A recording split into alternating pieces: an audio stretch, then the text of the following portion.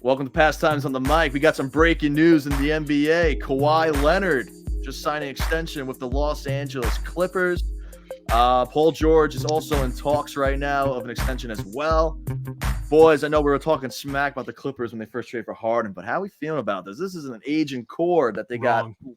I was curious. I was just curious one night. I was looking and I was like, what are their odds now to win the whole thing, the NBA championship? And they had them at plus 800 when I checked because I was like, wow, maybe they're still kind of low where I can throw like a little $10 bet on it, see if I can make some money because they are hot right now. But yeah, they have them at plus 800 when I checked last. And wow, Kawhi signs new 3-year deal, 152 million. Fully guaranteed. Not my money. Not my money, indeed. Fully guaranteed. That's an awful contract. Load management at its finest. He has perfected it. He's the innovator of load management. Yeah, seriously. That's way too much. I would have done 3 for 90. 152 million over 3 years. I would have done 3 for 90 and loaded it with contract incentives. Yeah, like if he plays this X amount of games, he gets this money, gets 25 points per game. Give him like another 20 a year through incentives. How old's Kawhi now? Was he 32? He's got to be getting up there, man. I know Paul George is like 33, 34. Great player, but they were the same draft, if I'm not mistaken. Which I very well could be. I'm not really a college hoops guy. He's ball reference. Paul George is 33.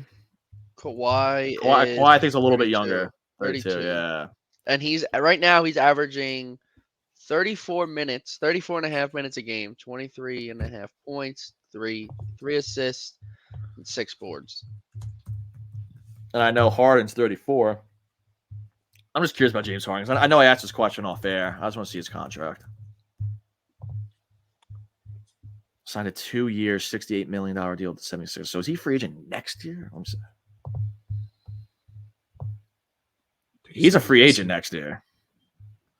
James Harden, unrestricted free agent next year. I don't know. So I feel it's so. I put a like a $10 bet in on Caesars before the season. Well, not before the season started. After they got Harden, under 47.5 wins. I'm still not like eager to cash out. Yeah. You have two really extremely injury prone players in George and Kawhi. They don't really have a ton of depth. Like, yeah, they're playing great together now when they're together. I'm seeing it with my sons. You know, when Bradley Beal, Devin Booker, and Kevin Durant and Yusuf Nurkic play together, they're probably fine. 2 of those guys literally never played, Nurkic and Beal. So I don't know. You know what I mean? Like, I don't know. Yeah. And there's always some drama that happens eventually. Like, you know, right. Like a bad loss happens. Russ could blow up in Harden's face or vice versa. Then they'll play like shit the next 2 weeks. And then in the playoffs, if that stigma's still there, they'll lose in the first round. Something like that could easily happen. So I don't know. It's definitely a lot of confidence in these older guys, and they're all ballers. They're all like, I think they're ending the near their primes. It's a lot. It's a lot to ask for, I think, at the end of the day.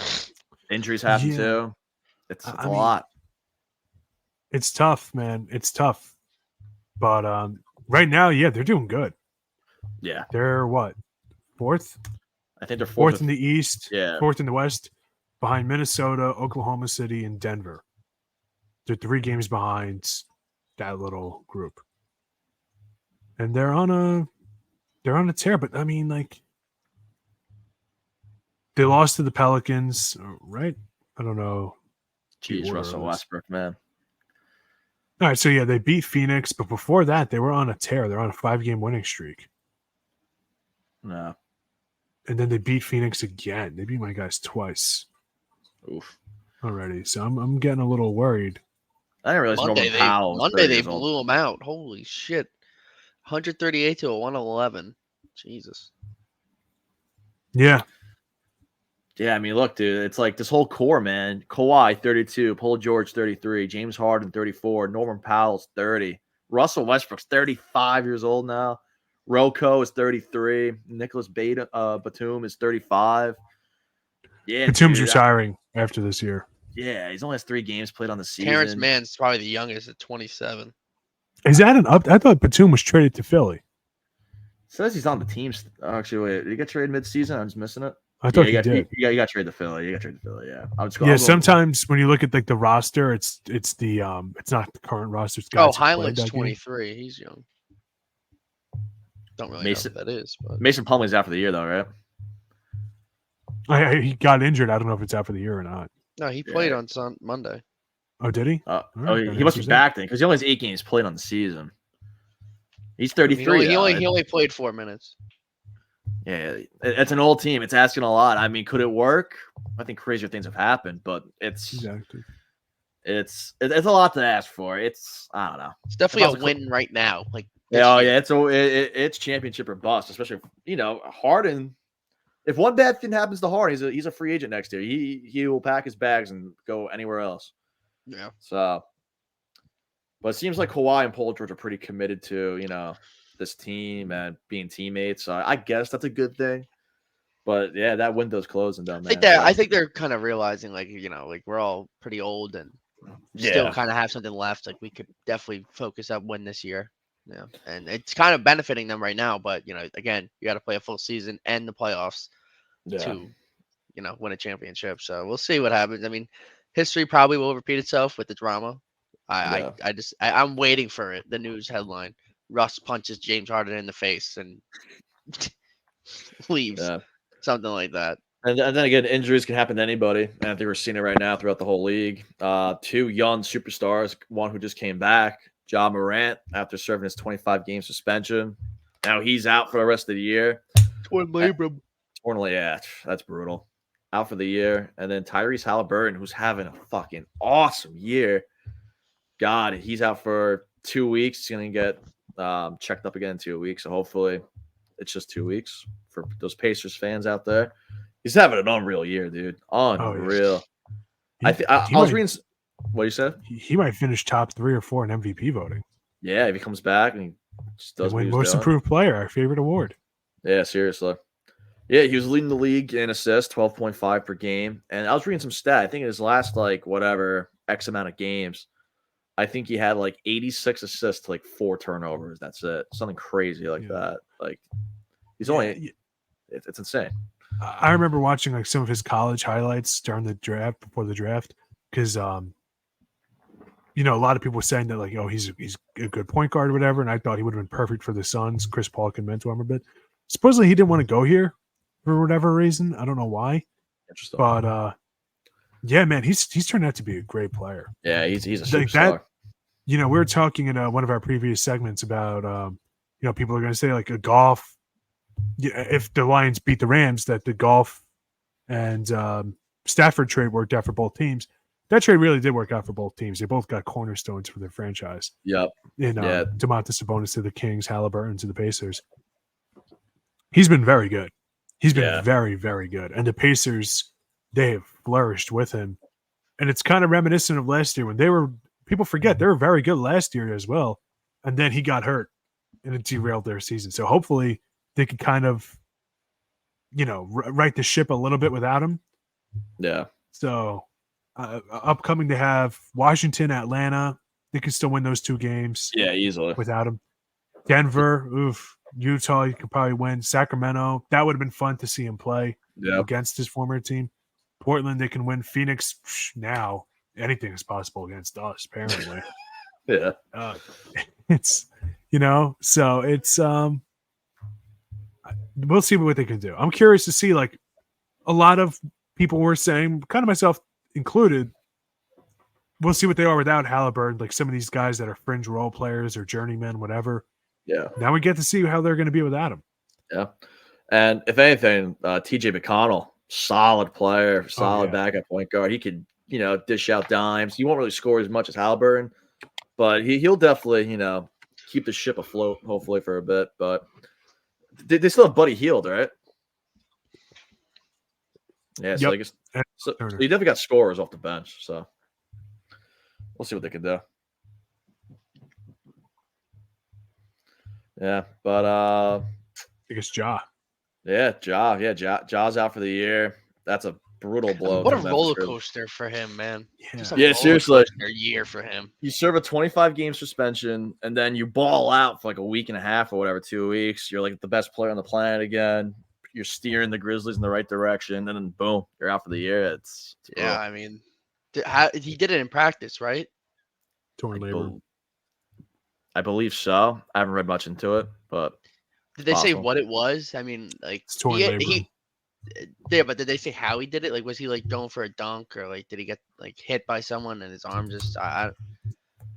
Because crazy, when I first bro. heard the news, I heard the news when a game wasn't happening. It happened. I got the news in the morning. I think I was like, someone told me like Ja Morant's out for the year. I was like, wait, what? I'm like, what happened? So I might have been during practice or something.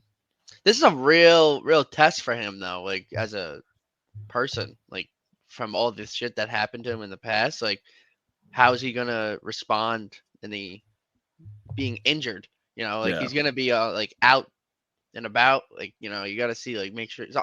Hopefully, they have some veterans on that team that are like watching him, making sure he's not doing anything stupid. They also lost Steven Adams too earlier in the year, right? Out for the year. Yeah, he's been injury plagued the past 2-3 seasons with them. Which is a shame because when he plays, he's a brick house, man. Yeah. Really the thing with Ja Morant too, because I remember I had him in fantasy in my NBA Dynasty League first couple of years. He would always like play really explosive. He would be out a good amount of times. Ja Morant, he'd get hurt here and there. So I hope he's not like one of these injury prone, or I hope he doesn't get the Derrick Rose tag down the line. What could have been? Oh, Derrick Rose is on the Grizzlies too. That's crazy. It is a little similar. It is, yeah. They're very similar play styles. Very violent players. Very explosive, yeah. So, and I'm hoping, his mental health and obviously his physical health now too. I hope it's all there. I mean, next year. he was balling too. Averaged 25 points per game, 8 assists, and 5 boards, 5.5 boards. Yeah, he was games? 9. 6. Oh, okay. 9. So he was. It's more than I thought. He's definitely an immediate factor, dude. His 3-point percentage though was immediate trash. Impact. Immediate impact. That's not too surprising for him. Yeah, he's never been like an elite shooter. He's more of a slasher. Who's gonna step up? Who's next? Who's next? Nobody. Their record is what it is for a reason. But without him, they were terrible. Yeah, they really missed Tyus Jones more than they thought. I guess. What team is Marcus Tyus Smart Jones now? Washington. It's on Washington. I know they still got Desmond Bane, right? Yep, and Jaren Jackson Jr. Jaren Jackson Jr. They might just tank at this point. Why not tank get a top pick and then get another? I don't know what they need. Maybe what they have Ja Morant point guard. Desmond Bane's shooting guard, right, or small forward? Yeah. 2 guard, small forward. I don't know. Maybe see who's in the draft pool. Get another stud. Pair up with these guys. I don't know. Because they're 14-23, 13th in the West. They're 5-4 without him. David Roddy, he's okay. Marcus Smart. I don't know how Smart's been. Xavier Tillman, they've got guys. The Spurs are 5-30. Oh my god. I knew they were bad. I didn't realize they were that bad. The Pistons. How have the Pistons been since winning their first game? 5-game losing streak since then. Oh my god. Oh wow! I just got some breaking news. It's not basketball related. Talk to this guy. Break it. Pete Carroll is expected to be out as the Seahawks head coach. Really? He just said in an interview he was expecting to come back. Could still remain in the organization, but not as the so he might retire. Okay. All right. That's crazy though, especially the year they're having, post Russell Wilson too. Everyone thought, they were. Sorry, I felt like that was some pretty big. Yeah, no, for sure. No, that's fine. I mean, he's a legend in the space. Yeah. He's a head coach. If I was him, I'd give it another year. Yeah. He deserves a standing ovation for his efforts. Yeah. So I remember everyone said after Russell Wilson got traded, they're going to be under a huge rebuild. And they made the playoffs last year, right? Undoubtedly won that trade. No, yeah. Big time. Undoubtedly won it. Yeah, good for him. Yeah. Speaking of winning trades, it is a huge fork in the road for the Grizzlies, trading Tyus Jones for Marcus Smart. Yeah. But other trades that are working out, OG Anunoby and RJ Barrett, Emmanuel Quickly for the Raptors. RJ's been balling, right? RJ's been 37 on the Warriors. RJ's been on a heater. And then the Knicks are undefeated, so is it one of those Matt Stafford, Jared Goff type deals where both teams end up, reaping the benefits, but Yeah, it's still early. But I think the Knicks, if it makes their roster more, better, complete, more meshed, I feel like, for the Knicks. And then, the Raptors kind of get their hometown kid, who, in my opinion, I've always been high on him since the draft. I think he could be a stud. Like, nothing too crazy, but I think, he can average maybe 20 a season, give you some all-star seasons possibly. His floor is 6-man, but hey, good to see the kid ball out. It's good. I like seeing both teams doing good post-trade. And knock on wood, the Knicks are undefeated with Anunoby. And once again, my camera got all weird. Now I look like an oil pastel. Did you see that? It looks like I got a filter on or something. Yeah, I didn't do anything. That's weird. My camera is nuts. It's just from the laptop. It's not like a separate thing. Yeah, the Knicks undefeated since acquiring OG. So things working out for them. Are you guys consider the Knicks a real powerhouse in the East? Do you think they can make a run for it? Absolutely. I think they can. Especially they've always played Boston well. The Bucks close games with them, but the Bucks are probably a little better on paper. But Damian Lillard, I hate to keep talking about injuries, but in the NBA now they're so common. We'll see what happens with them. Can you really get 75 games out of Lillard before the postseason, and then after that get 4 straight rounds? Who knows, man? Yeah, who knows? What I will say for the Knicks is, I like it. I like it for them. Anunoby, they weren't going to re-sign quickly, as you mentioned. All the reports said they weren't going to re-sign him. Yeah, get something for him. For the Raptors, not only did you get Anunoby, you also got Precious Achiuwa and Malachi Flynn. Not great players, but decent role players that maybe you can find something with, right? For the Raptors, though, I'm glad they finally got a Canadian guy. Yeah. Because you've heard for years that guys didn't like playing there. Guys wouldn't want to re-sign there. It's why they moved on from Lillard. Leonard. They've had to do it in the past, move on from guys. Alonzo Mourning outright refused to report after he was traded for Vince Carter. Yeah. So you've heard it 100 times before. You'll hear it 100 times afterwards. I guess it's the shock of going to another country, because you don't hear the same thing with baseball for some reason. Yeah. And I don't hear much about Canadian players getting, grumbling about coming to the U.S. Yeah. So it might just be a reputation thing of like, oh my God, I have to go to another country, and just not knowing enough about it. Because a lot of guys, once they're there, actually do really enjoy it. I remember John Sally said he loved playing there. But I'm glad they finally have a guy that they have Scotty Barnes, who seems like a good kid. You got RJ Barrett, who's a good dude. They'll see what they can do. Now there's reports they're going to trade Pascal Siakam. I would actually like them to try to trade for a center and keep Siakam, move him to power forward. It's how they won the championship. Not really sure why they shied away from that. Obviously, Marc Gasol got too old and too unathletic. He was never really athletic to begin with. He always was kind of a lumbering guy. I'm curious how they're going to move forward, but I really think they need to keep Siakam as a power forward. Stop the center experiment. It's not working out. I feel the same way with the Heat and Bam Adebayo too. Is at some point I think you really should just consider getting a real center. Yeah. Yeah. And I like it. It's a mutual good trade. Yeah. Yeah. Just to give some credit to RJ Barrett, because looking at his numbers, I know it's only a 5-game sample size, but his field goal percentage on the Knicks this year was .423. I believe not a career low, but not his best. He's at a .585 right now, averaging 21 per game. 7 rebounds right now. That would be his career high if the season were to end today. 3.4 assists, also career high. Like I said, small sample size, but that change of scenery really does wonders for a lot of guys. He's getting 3 more minutes than he was on the Knicks. 3-point percentage is at a crispy 500. I know that will eventually go down, but yeah, I'm really rooting for the kid. I've always liked him. I was jealous as a Nets fans when the Knicks drafted him. I think he can be a really good cornerstone there for a long time. So I think it worked out good for both teams. Anything else on the basketball plate? No, sorry. I just got a phone call. I have to head out in like 10 minutes. My car's ready to go. In the shop. Yeah. All right. Sorry. So if you want to jump ship to NHL, we can do that. Yeah, let's do it. This is our we'll do it first quick. episode of Hard Ice. You know? Little basketball and hockey combined. So to our basketball fans out there, Hardwood thank and you for tuning hockey. in.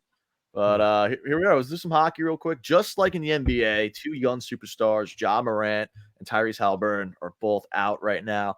The NHL suffered kind of the same thing a little bit. Connor Bedard out for the next 6 to 8 weeks. Terrible for the sport. Terrible for the league. Terrible. It's just terrible. That's like losing McDavid. It's like losing Wayne Gretzky in his rookie year. It's crazy. It's terrible. Yeah. And Jack Hughes, now again, he's hurt now too. Again, he definitely got hurt again. I didn't see that. Yeah, I was reading a report on Twitter. Let me see if I can find it. But yeah, they're saying Jack Hughes is week to week now, though. I was hearing. See, that's what it is with though. They're flashy guys, you know, but they're skinny, man. They got to put on some weight. Exactly. I mean, Bedard, like, unfortunately, like, turned into someone and broke his jaw. But yeah, that's killer. Them. Dennis, I know you're a Devils fan. Did you hear anything about Jack Hughes at all? Week to week. I don't know if you heard anything though. Yeah, I try to stay plugged in, but there's not like he's not on the roster, like the injured roster on ESPN.com. Because I'm pretty sure Elliot Friedman, a pretty trusted NHL reporter, he tweeted that yesterday saying he's week to week. Yeah, it says it's week to week. I'm trying to find out the specific. I know more about the Bedard injury, but I'm not too sure what Jack Hughes got really hit with. Let's see, let's check Flea Flicker. See if there's any update. But yeah, it's still two young superstars. You don't want to see them miss any time. Connor Bedard was on a heater to begin the year. Hopefully, this 6 to 8 week absence doesn't really, and I don't think it will, but may affect his, his progress into an NHLer. But he's definitely getting welcomed to the league, that's for sure. I know with hockey, like, they're very, like, they don't say what it is exactly. It just says, Devil star Jack Hughes won't be out long term as a result of injury he suffered last week. Yeah, I just went through 3 different things to try to find specific details of it. Yeah, but it says an upper body injury on NHL.com. That's about as like that's as much you're gonna get. Like, they're not gonna say head, shoulder. It's strange. It is strange. Hughes departed Devils win over Blackhawks late in the third period Friday and didn't return. Week-to-week basis, according to teams. Yeah. Just expected to miss week to week, not long term. But still, I mean, that's his second time around this year getting hurt out. Not a good look, but I mean, still, Devils are a scary team. I wouldn't count them out. They're good without Jack Hughes, but obviously with Jack Hughes, they're just that much better. Yeah, we're also without Dougie Hamilton, Siegenthaler, Meyer, Palat, and Nosek. So no, I saw it. I saw something on the X Twitter feed. There was a list of guys. Yeah, Devils are banged up, man. This isn't the time for this, man. It's really not. No, it never is. It never is the time. I know. Oh, Dennis man. has been getting it, man. Oh, man. I'm not happy. I'm not happy. In first place in the Atlantic, but that's another topic for later. The Devils are 21-15. Not happy. 44 points on the season. Yeah, they're still in the mix, man. And look, the Islanders, Flyers, and Hurricanes are all on losing streaks right now. So are the Rangers, actually, believe it or not. So, I mean, a couple games could be the difference if they feel lucky wins here and there, or just wins in general. They're still in it, but hopefully Jack Hughes doesn't miss too much time, man. He's a great talent. You want to see him week to week. There. Week to week, at least is that month. Yeah. But yeah, I mean, we're technically we're like just a point away from being in the wild card. So, I mean, who knows? But yeah, we're a point behind Tampa Bay. We're 2 points behind the Islanders. As Nick said, the Islanders are on a 2-game winning streak. Lightning are on a 1-game winning streak. Who cares? But the Devils, like, I don't know, man. We just lost our best defenseman in Hamilton, and we just lost our best player in Jack Hughes. I'm also surprised the Devils actually have a negative goal differential this year. That I'm shocked by. That's what happens when we don't have any goalies, man. -1 goal differential. Islanders at a -12. It's insane that they're even crazy. in the run. So we beat Tampa Bay tomorrow night. On the road, we have a 3-game road streak. Oh my god. Tampa, Florida, Boston. The whole Metro's on some losing Tampa's streaks. been on the downfall though. Like they're still They just won. Yeah, I know, but if their goaltending's an issue right now. Vasilevsky's not really doing great. I think he's 10-9 since he came back. Holy shit. I hate to say this, but I feel like I got to bring it up. I didn't even know this. The Florida Panthers on an 8-game win streak. What? Yeah, they've been They're been hot. killing it. Damn, I didn't realize. So were the Jets. The Jets came out of nowhere. We were talking about in the beginning of the year how like no one was showing up to their games and who they might trade at the deadline, but they're the number 1 team in the league. That just shows you like hockey is just such a fast-paced game. Yeah, it's a game of runs, man. It's a game of runs. The Jets do have a great goalie in Haliburton. I think that's how you say his name. Yeah, Haliburton, yeah. Something like that. He's sick. Mark Scheifele, he's awesome. And they're doing this without Kyle Connor, Connor. Yeah, he's out. He should be back kind of soon, actually. So yeah, I mean, hockey's a fast-paced game, man. It just keeps on going. I didn't realize they jumped the Avalanche. Holy shit! No, yeah, and I know we were talking about this before, but we were talking about how the Islanders need a young talent in their lineup. And we were saying Nylander possibility. Not looking like that anymore. No, not anymore. Yeah, William Nylander signs an 8-year deal extension with the Toronto Maple Leafs, getting $11.5 million a year. He's up there for one of the most highest paid players in the league. That's still insane to me. That 11.5 is like whoa. Yeah, that's crazy. Hockey players are way underpaid, and it's the most taxing on your body. Oh, absolutely. Oh my god, it's 82 games of football. Yeah. Yeah, man. You're playing on basically concrete. Yeah. Yeah, Nylander signed an 8-year deal. I was thinking he would possibly go to the Islanders, but nope. I think they can kind of pivot to someone like Zegras. I think that's someone they could kind of go towards. I think. I just reading up on it. Islander fans there's rumors about them potentially trading for him. They like you said, Nick, last episode. They need a young player in their prime. Obviously, Zegras probably hasn't touched his prime yet, but he is a young stud with a lot of potential. Zegras would be interesting to the Islanders. I would like that for them. Yeah. He's got. I mean, this dude was on the cover of NHL, right? Am I wrong? Like, yeah, he was one of the players on there. Yeah. I mean, he has a lot of potential. I think he came into the league and he was the first player to do the Michigan since I don't even know when. I don't know if anyone ever did it in the NHL. That would be a sick pickup for the Islanders for sure. I'm for it. I feel like they're kind of like a piece away, man, to be like that offensive team finally. Like you put him on the line with Barzal and Horvat. I mean, that's a nasty line right there. That's a nasty line. Nasty. Could happen. Definitely could. Could happen. Who do you think's winning the President's Trophy? I know we said it last week, but it really is a close race, I think, right now. I think the Atlantic Division's way too competitive and stacked for one guy to really pull away, so I don't think it's going to be anyone from our division. But the Rangers are a huge candidate for it, I believe. The Jets are fucking on fire. Yeah. They've been hot all year, and their goal differential is nothing to be fucked with. Might be the Vancouver Canucks, man. Could really be the Canucks. Rangers just played them and the Islanders, and they came to New York and just spanked us. Killed the New York Rangers and the Islanders. Dude, they beat my guys too. They won 6-4. I mean, they won 17. They had 17 goals for, 9 goals against, and their trip to the tri-state area. If a little fantasy hockey advice right here. If your goalie's playing in Canucks, bench them. Just bench them. Do not play your goalies against the Vancouver Canucks. I am telling you, they will. I mean, their line of JT Miller, Patterson, and Bosser, disgusting. I think it's the best line in the NHL right now. It's disgusting. Best line. Like, I'm looking at the Rangers' best line of Panarin, Trocheck, and Lafreniere. It doesn't even compare to their top line. I'd say so. And Nylander signing that 8-year deal is going to help someone like Patterson. Yeah. Because he's 25 looking for a contract now. Yep.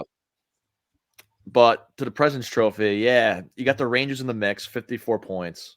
Panthers are tied with 54 points as well. The Bruins are at 56. The Jets are at 58. I believe they would win the President's Trophy as of today. I'm fine with the Rangers not winning it.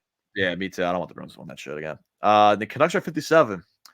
The Canucks have been really super solid all year. Their goals allowed is down. Their goals for, I think, is the best in the league by a lot.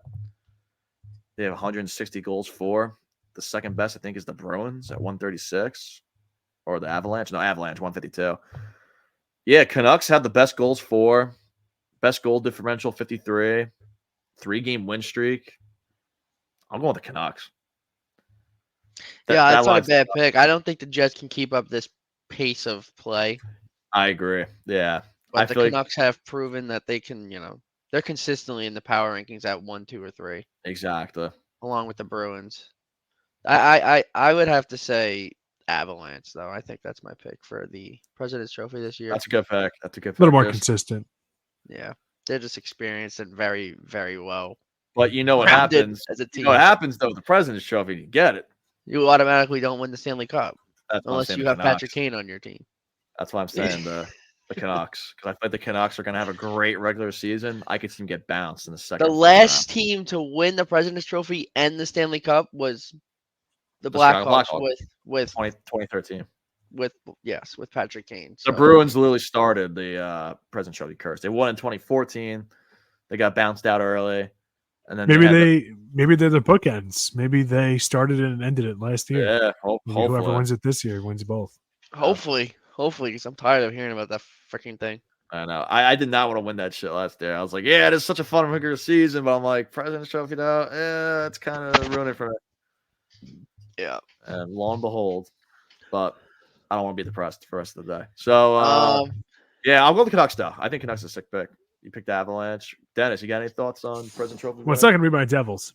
No, I think so. Well, it might be a blessing in disguise. That's not. I guess I would say, man, I don't know. I'm trying to read the tea leaves as someone who's not like a diehard hockey fan like you guys are. You should pick the Arizona Coyotes. Yeah, right. I know more than that, but I would say probably the Avalanche. They're just consistent. Yeah, they are. They're just more consistent like that. I don't know. Yeah, that's a great pick. Freaking McKinnon, Rantanen, Cale Makar. The team's disgusting. Fuck Gorgiev. That's kind of how I'm looking at it. That's the thing though with Gorgiev. Like, I think it's the only thing not making me pick them for the President's Trophy. Is Gorgiev's like his save percentage is trash. It's an 8.94. He's a product of the system. If he was on, I don't know. If he was on like he does lead the league in wins. Yeah, but that's about it. As for like the Jets and Avalanche thing, the Jets are 9-0-1 over their last 10, and they just passed the Avalanche. Yeah. I don't think it's going to sustain. Consistent. Yeah. So I would say the Avalanche. Yeah. If the Avalanche got like a trade for a goalie, if they got like, I don't even know, dude. Like, what about your guy Olmark? Have you been trying to trade him for like a month? Speaking of Olmark, that's what I wanted to bring up earlier. Olmark's day-to-day and hurt in overtime last night. More time for Swayman. Fine by me. Yeah. Bruins should have traded Olmark a long time ago. But maybe this deadline, hopefully. I like Olmark. I do, but I feel like they need an offensive piece in return. Let Swayman just cook, dude. Let him just take the reins, man. The Bruins always find good goaltending. It is always good to have that nice safety blanket, though. It is. But Olmark can easily be a starter somewhere else. Yeah. Yeah, Olmark on the Avalanche. Oh, my God. Then, yeah, I would be surprised if they didn't win the President's Trophy. But it's a good little idea. I wonder if I don't think they're going to try and get a goalie, but if they did, I'd wonder who they would get in return. The goalie for the Canucks is Demko, right? Yeah, but he's having like a sick year. Yeah, that's what I'm saying, dude. Like they got the hot goalie. They got the top line, bro. It's disgusting. Do I think they win the Stanley Cup? No. So that's why I feel like President's Trophy is perfect for them. But also, long season. Yeah, but in terms of the Stanley Cup, man, it's a different ball. They just proved that they can get hot at the right time. Yep. So that's also another big time. If they go 9-0-1 in the postseason, man, that's what 2 rounds, No. and then a split. I don't know. Yeah. We'll see. It's gonna be interesting. Oh, Jack Hughes, Connor Bedard hurt. Gets top NHL. Anything else for hockey you guys can think of? I saw there was a trade the other day, but it didn't seem massive between the Flyers and Ducks. Yeah, it's actually no, that was there was a lot of backlash on that. Yeah, because Cutter Gauthier, I think that's his name. Gauthier. Yeah. That kid's supposed to be sick apparently, but I think he has I saw something about the money and his deal, like he didn't agree, and then like something rubbed him the wrong way, and he like just completely deaded the Flyers, and just stopped talking to him. Like they tried to catch him in Boston when he was at school, didn't talk to him. They tried to catch him at the juniors at World school. Cup. Oh, okay. Like they tried to talk to him, and he just was dodging him. Non-communicative. Yeah, but they drafted him. They drafted him. I don't. And he just refused to report. He was like happy to be a Flyer when he got drafted, and then he apparently was negotiating a deal or something, and something about giving him a certain amount, and he wasn't happy about it. And then they said something to him, and I guess he didn't like it. Some fucking stupid little high school drama shit. And so he's never played for them. Never. He's in the minors. He just won the juniors for USA. And they tried multiple times to try and sit down and talk to him, and he just kept dodging him, and pretty much said, "I don't want to be a Philadelphia Flyer." And at that point, they just found a way to trade him.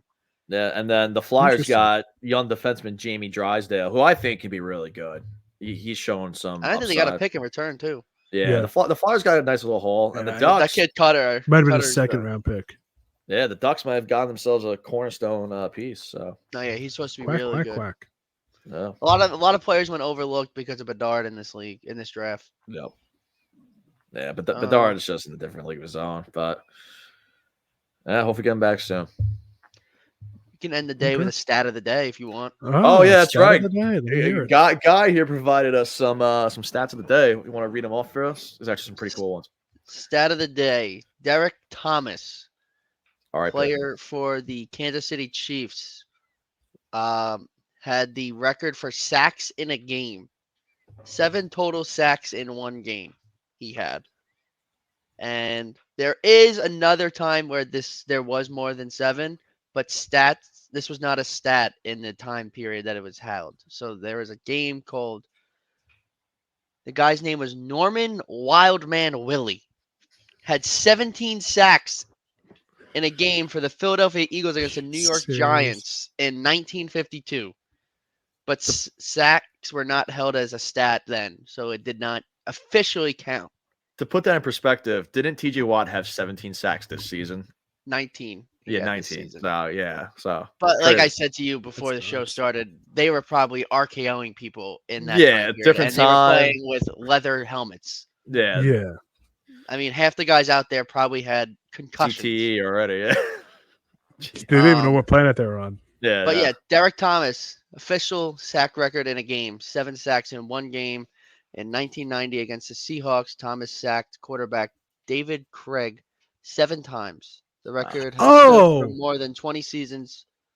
Derek Thomas was disgusting. He was probably one of the best defensive players in the 90s for sure. You want to hear something? I'm not I knew the name Derek Thomas, but I was like, Derek Thomas. Why didn't I see this anywhere?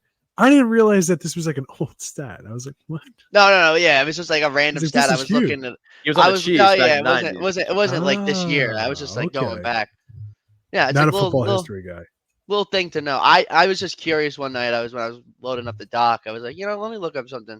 Stat of the day. So I looked up crazy stats in the NFL. I literally looked it up on Google, and then NFL Network provided me with this. 7 sacks in one game. Then I have a random sports fact.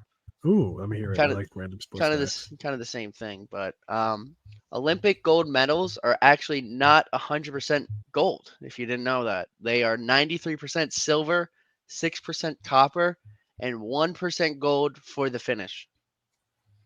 So it's just a coating that's gold. Pretty much. That's interesting. So, yeah, I never knew that. Never knew that either until I looked it up.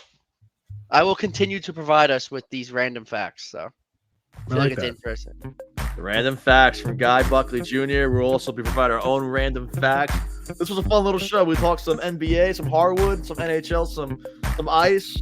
A lot of sad injuries going on with the future talents of the NBA and the NHL. But this was Pastimes on the mic, doing things a little bit differently here now. But be sure to send us any questions that you got. Who do you think is going to win the Calder? Who do you think is going to win the Hart? Who's going to win NBA MVP? Let us know. It's been a pretty great season so far in both sports. So thank you for tuning in. Follow us on YouTube, TikTok, Instagram, X, formerly known as Twitter. This was Pastimes on the mic. Thank you, guys.